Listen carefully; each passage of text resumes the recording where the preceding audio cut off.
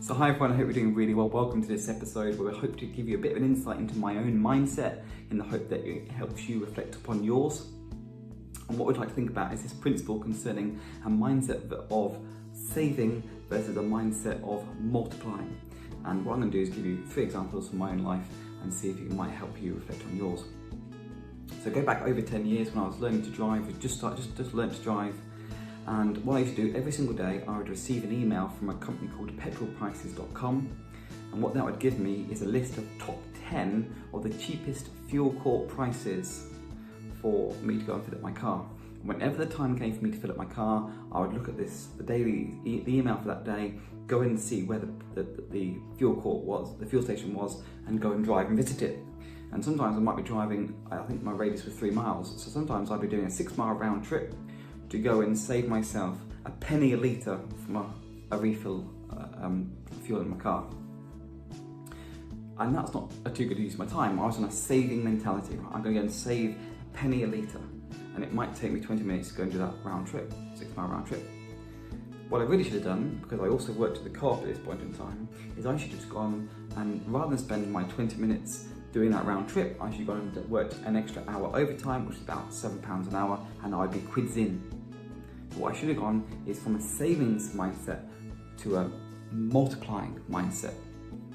Maybe another example, only more recently, but maybe 5 years ago, I'd be that guy who, when my car insurance was up for renewal, I'd go on every single comparison website and the independents, and I'd spend anywhere between an hour and 6 hours making sure I got the best financial package I could get for my car insurance, and apply it to home insurance, contents insurance, builders insurance, you name it. I'd be that guy who would spend all that time getting the best possible deal. What I really should have done, because at this point I was now a teacher, is I should have just spent, 20 minutes, get some insurance by going through one comparison website. Yes, I might be paying £15 or £20 a year extra, but then I could spend the extra 5 hours or so and go and work at £20 an hour doing private tuition, which is what I did, which is what I was doing. And if I'd been focusing on a multiplying mindset rather than a saving mindset, I'd be quids in.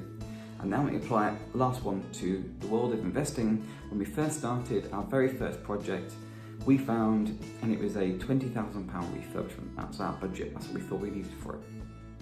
We came across a guy who said he was willing to do it for 16.5, and we thought, amazing. Right off the bat, we have saved ourselves £3,500. Now, we got into a whole load of pain because we did every single thing wrong that we could have done. But one of the things we did wrong was paying up front for stuff. And by the time 12 months rolled around and they finally cleared off, they had taken £3,500 in cash because we had paid up front finally for the boiler and for the UPVC door. And by the time I went round one Tuesday evening to go and see what they'd done for the day, there was nothing there. They'd gone, the tools had gone, they cleared out, and we had lost £3,500.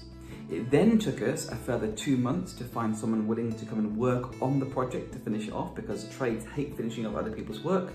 And then the people who said they're willing to do it also charged a premium because of the very situation we were in. We were over a barrel, so to speak.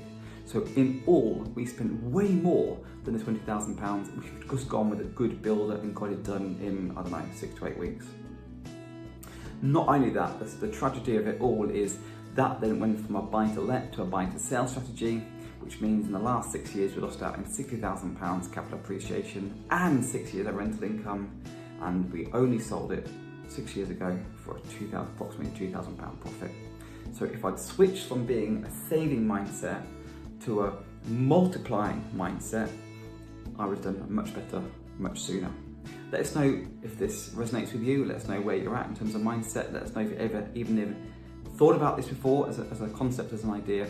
If it helped, please let us know by giving it a thumbs up. If you found it interesting, please give it a thumbs up too. If you haven't yet subscribed, if I could just ask you to hit that subscribe button, hit the bell notification icon.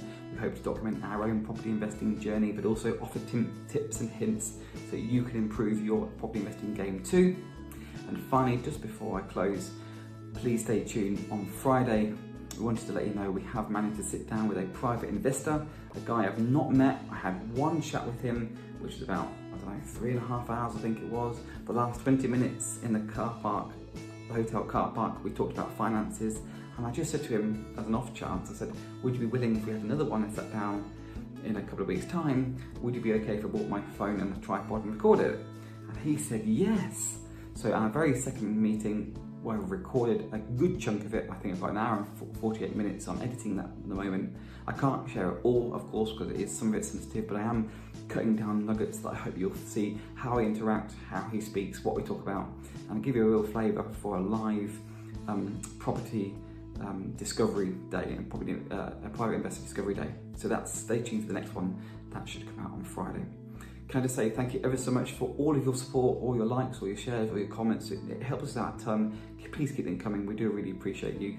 Many thanks for watching this one. We look forward to seeing you in the next one.